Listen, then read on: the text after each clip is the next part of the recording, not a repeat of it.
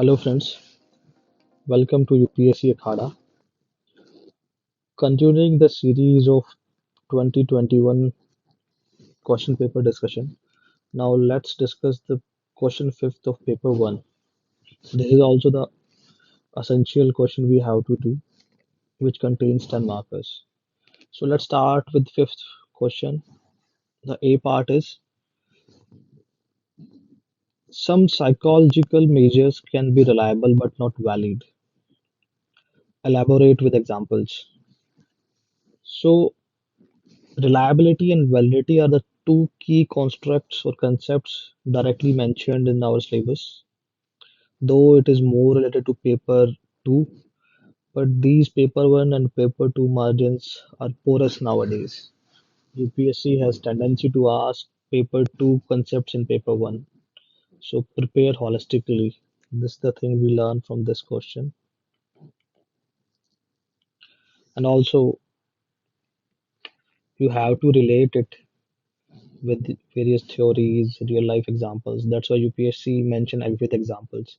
And this word is quite visible in number of questions because UPSC wants to express your knowledge not in terms of theory but also in application. Okay, let's start the answer. I have written this. So here I started with the definition of reliability and validity. What is it? It's about consistency. Validity is about the degree to which the test wants to measure. Simple definitions. After that definition, I establish the relationship between these two concepts. Both are partially related and at times partially independent. So here I give the argument, and to support this argument or the question asked the that might be reliable but not valid, I give examples.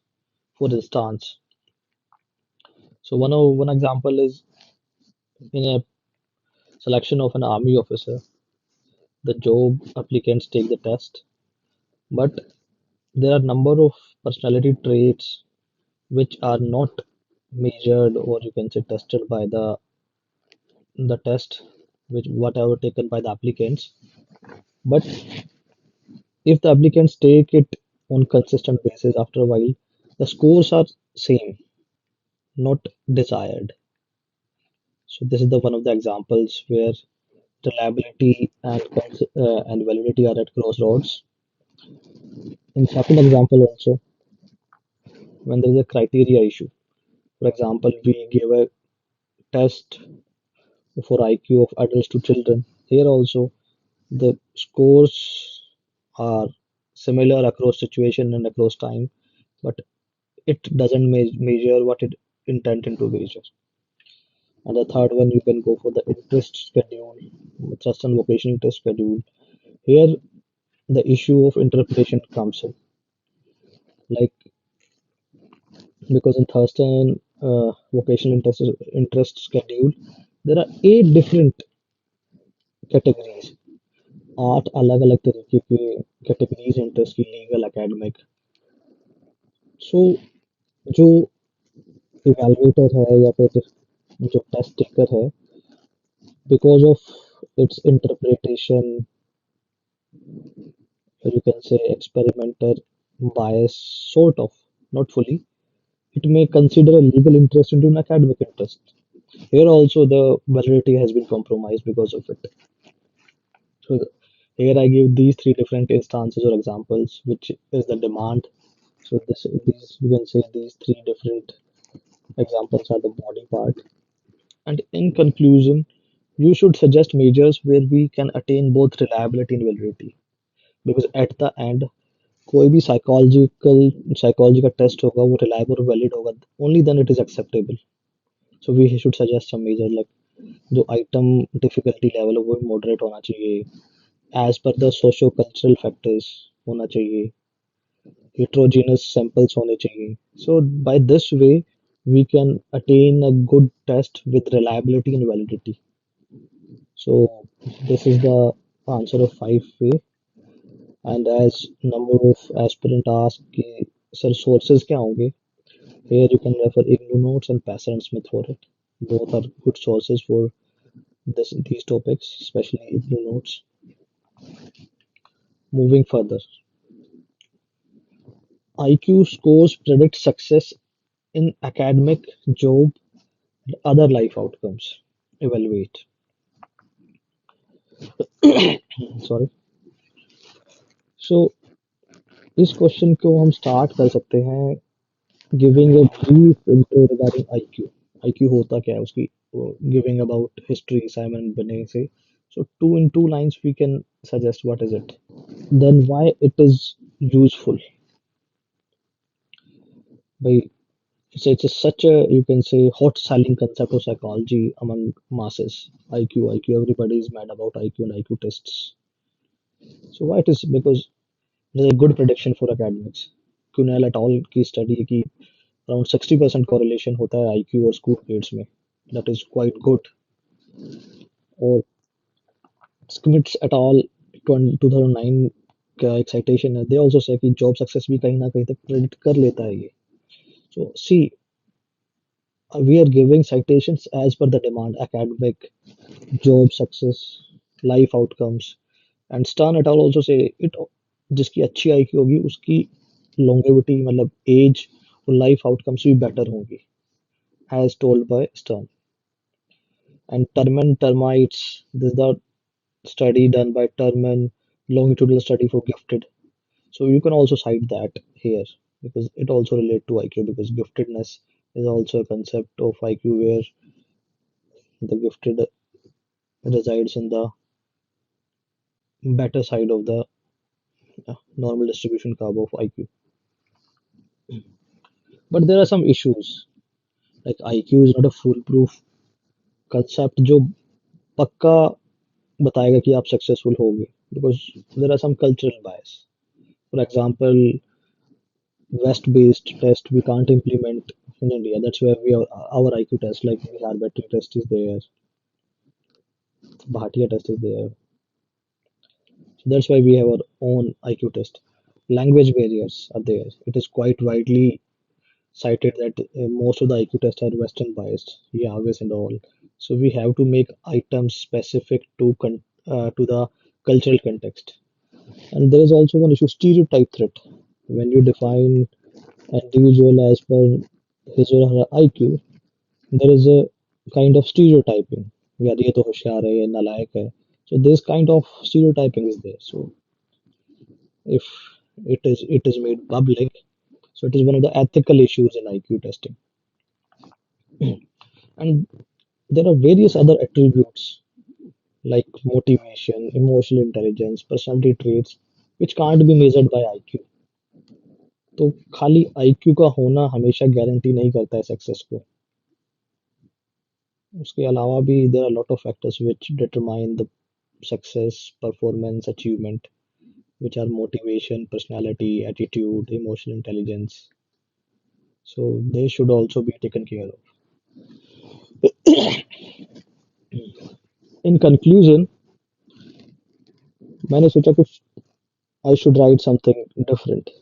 So we used to write this equation in ethics answers. Like altitude means success is equals to aptitude plus attitude. So here aptitude can relate to IQ, though in psychological parlance it's a bit different. But in conclusion, you can say so. Attitude is for these other variables I was discussing here. So because this provides novelty to your answer. और कोई नहीं लिख रहा होगा, आपने लिखा तो it's good because in your body part you discuss psychology enough and it can be a suggestive thing and something novel.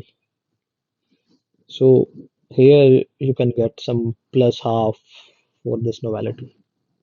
So I used to write when I write UPSC answers. So the same approach I followed here. Now the next question is what is self-efficacy? Discuss the potential benefits of enhancing self-efficacy. So it's a kind of direct question from Bandura's theory. So I thought the efficacy, self-efficacy concept is Bandura. So why not start my answer with Albert Bandura only? Because psychology के answers में psychologist का नाम लिखना is a positive trait और you can say mark fetching trait. So Albert Bandura ने self efficacy को कैसे define किया वो मैंने इंट्रो में मेंशन किया है. और power of believing you can, Maddux ने बोला था power of believing you can is self efficacy. I also added that. अगर with the time crunch if you write only Albert Bandura, that will also suffice. Now the question is about benefits and self efficacy. तो खाली self efficacy लिखकर हम नहीं छोड़ सकते हैं because you can say this part at least contain 5 marks. So for the 5 marks you have to increase the aspects of self efficacy in your answer. So in body part I mentioned the ways to enhance only suggested by Bandura. Experiencing success by designing the reachable goals, or you can say further it was smart goals also. Then exposure to appropriate role models, verbal persuasion, and the physiological and emotional arousal. These are four aspects suggested by Bandura only. Now coming to the second part, the potential benefits. Bandura itself said is a strong predictor of future performance and accomplishment. After that, old age people given more control of daily routines means their self-efficacy increased. They become more happier and active. Langer et al. 1976 study suggested that. So self-efficacy is a really good thing. So I also suggest you guys while you prepare, don't feel that you can take this feel and start preparing. Only then you are able to achieve whatever you want to. Because optimism is the key to life because you can't change the consequence, but you can change the explanation for it. And optimism is the best tool for that. And optimism is positively and highly correlated to self efficacy. And one more Sarkar et al. 2009 study, high self efficacy in heart patients. They lived 1 year extra than the patients who had lower self efficacy. And here also, in conclusion, I ended up with a quote given by the Sir Henry Ford. You believe you can, you can. You believe you cannot, you are right. It's a very beautiful words by Henry Ford. You people should write it down in front of your study table and keep keep reading, revising, and memorizing it because it gives you a pump whenever you prepare for it. Now, talking about the sources for it, Passer and Smith, you can say well explained. And this is a general topic, you can say, but easy question for psychology. You can refer Cicerelli also. These standard books will suffice for this answer. Now, question 5D. It's a Piaget's theory question. Formal operation thought is not universally achieved. Discuss. So, you can say it's a bit applied question for the Piaget's theory because they are not directly asking for explaining it or describing theory. It is or not even critical evaluation. Before they used to ask Piaget's theory for critical evaluation in 20 marks, but this year they give a 10 marker and they give a specific stage to why it is not universally achieved. So in intro we should give this the Piaget theory of cognitive development, which is genetic epistemology based on. So you can use this word for because it's a keyword, you can get half marks for it also. Then you should tell there's a fourth stage formal operation. But the essential thing is you should tell what are the features of formal operation. Only then you will be able to tell that why it is not universally achieved. अगर आपको उसके ingredients ही नहीं पता formal operation होता क्या, so how could you tell कि it can why it can't be achieved universally? So the first aspect is introspection, thinking about thoughts, that is metacognition. कि how my thoughts are, मैं कैसे सोच पा रहा हूँ, right? when in which situation my thoughts are consistent or inconsistent as per the demand of situation. This is introspection. Second is abstract thinking, like thinking beyond real to a possible solution or a possible outcome. Like we need to, you can say, more or less a prediction. Okay, this is the situation X, and you have to go for situation Y by this by n number of steps. So you need to go for abstract thinking for this n number of steps to go to situation Y, which can be a reality. After that is logical thinking. So logical thinking, we all know we should establish cause and effect relationship to arrive on a informed conclusion. Informed conclusion stands for we have facts and figures to reach a conclusion. And the last one is hypothetical reasoning, means scientific thinking. We should have a hypothesis formulation. We should have a, you can say, operational definition for the problem, and we should collect data and like whatever you studied in your scientific process. That is hypothetical. These are the four different features, aspects of formal operations. Now, after telling this, you have prepared a platform to answer the statement, not universally achieved. Why? First, Taylor et al ने कहा था कि formal operations are evolutionary inherited. Given the situation, we attain it. Means एक researcher ने बोला हम attain कर लेते हैं. Then केस एट al 1994 की स्टडी थी, उन्होंने बोला formal operation till the age of 15 because Piaget asserted कि by the age of 15 formal operations thinking is complete. No, because case at al ने कॉलेज स्टूडेंट्स पे स्टडी की थी. He found even 19-year college students haven't able to attain formal operations fully.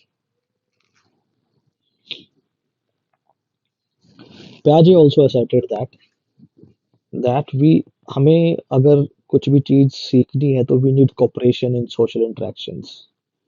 That's why we are able to think logically. We are able to go for abstract thinking because these are the social interactions which drive our formal operations. But it might not be qualitative always because everybody doesn't have access to these kind of qualitative interactions, and cooperation might not be guaranteed everywhere. And also, the third such as Elkind in 1996, he said socialization or transition to adulthood has a lot of variables. So you can't say it can be universally achieved because more the number of variables, उतना ही मुश्किल होता है उस चीजों को control कर पाना. Then डैसन eight al ने बोला था कि फॉर्मल ऑपरेशंस कल्चरल डिफरेंसेस भी है कि आपने देखा इन चार एट्रीब्यूट्स में कहीं सोशल इंटेलिजेंस का तो नाम ही नहीं है. और जहाँ कम्युनिटी कल्चर्स में जहाँ पर इंडिविजुअलिटी को प्रेफरेंस नहीं दी जाती वहाँ सोशल इंटेलिजेंस को भी फॉर्मल ऑपरेशंस का पार्ट माना जाता है. डेसन एट al की स्टडी थी आइवरी कोस्ट में. वहाँ पर social intelligence is considered as a part of formal operations. So here when people have this state achieved, but it is not considered as per the Piaget's construct of formal operations. Now you asserted the statement how it is not universally achieved. Also tell कि requirements क्या क्या है. भाई formal education होनी चाहिए, multiple perspectives होने चाहिए, and culturally defined culturally defined construct या concepts होना चाहिए formal operations का. Now this is like for this. These are the, you can say, a small diagram. This is your assertion. This is the requirement. More or less a complete answer distributed in three different aspects. One is this, other is your how it is formal, not formally achieved, and the other one is features. So subparts, division is a good attribute, or you can say is a good feature of an answer. Make it into subparts and conclude. Like national education policy has this model 5 plus 3 plus 3 plus 4.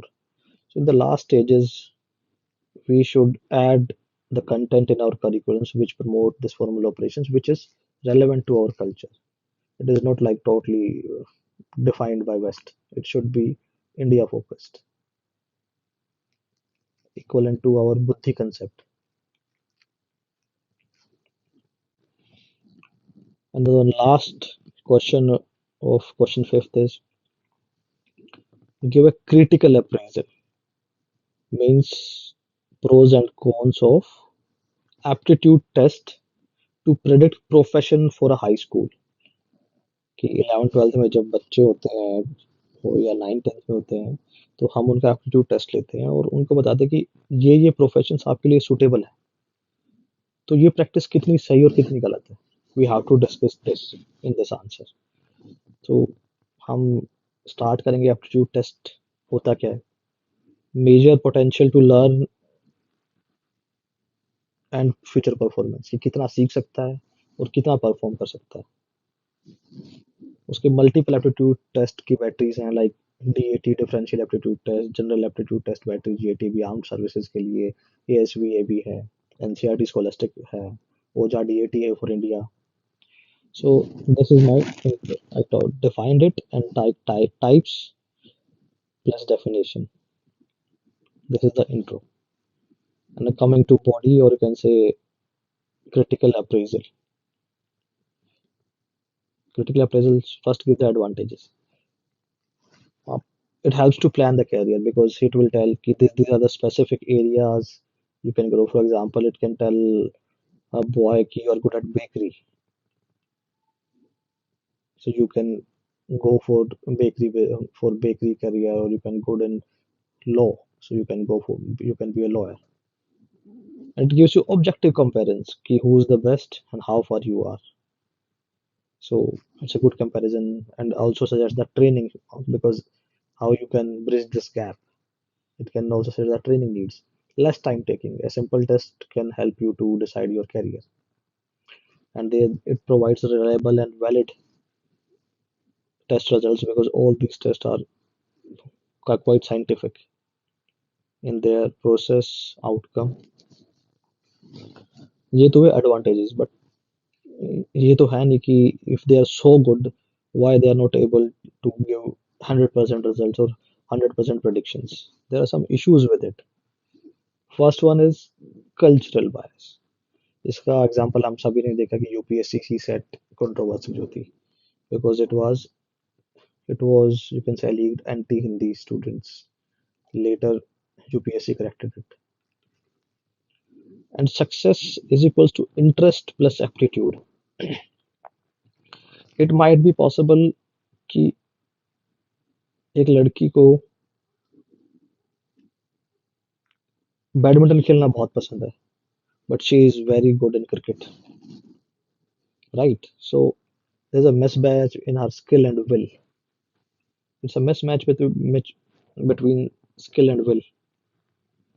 So here we have to align both to achieve laurel in any field. और also the high school teenagers जो subject है aptitude test के, उसमें identity crisis होता है. So there might be issue even after telling them कि you can opt for it. They might not, because they are not knowing about their self. There is, you can say, hidden self crisis going on. They're exploring the various career fields, knowing about themselves, their socio-economic status, their psychological and emotional states. So there's infighting going on. So it's difficult to, you can say, accept those results and implement them. And also categorization. I also the same issue in the with the IQ test here also, that categorization हो जाता है. So here it may cause anxiety, GAD, and other anxieties due to this testing and all. You can also mention कि experimental bias भी हो सकता है, and there are other issues during the conduction of the test which may not produce the desired results. So these are the issues with aptitude tests. So in conclusion, you say it's a good way to predict the future or to suggest the careers for the high schoolers. But schools should also focus on developing attitude, the personality development for a successful future. So for this answer, you can refer Passant Smith, Hebrew Notes, and NCRT also. So from these 5 10 markers, I want to suggest that you should write answers in proper structured manners. Wherever possible, make sub parts like critical appraisal tha. So I clearly divided my answer into advantages and the issues. And then I also give a conclusion which is optimistic, feasible, and solution oriented. So these are the traits of an conclusion. An intro, you should give objectivity, features, and importance to the question. Okay, why this question is important. And in the body part, you should address the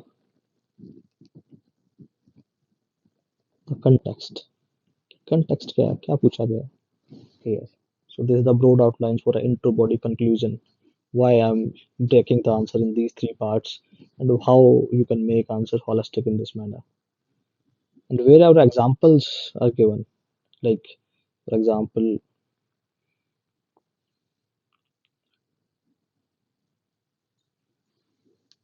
elaborate with example. So I gave 3 different examples because they asked outrightly elaborate. Elaborate means just not mentioning a single line of example. Give 2 3 lines about it. Explain it. Why reliability and validity are at crossroads in this example. So also respect these directive words. Here, evaluate.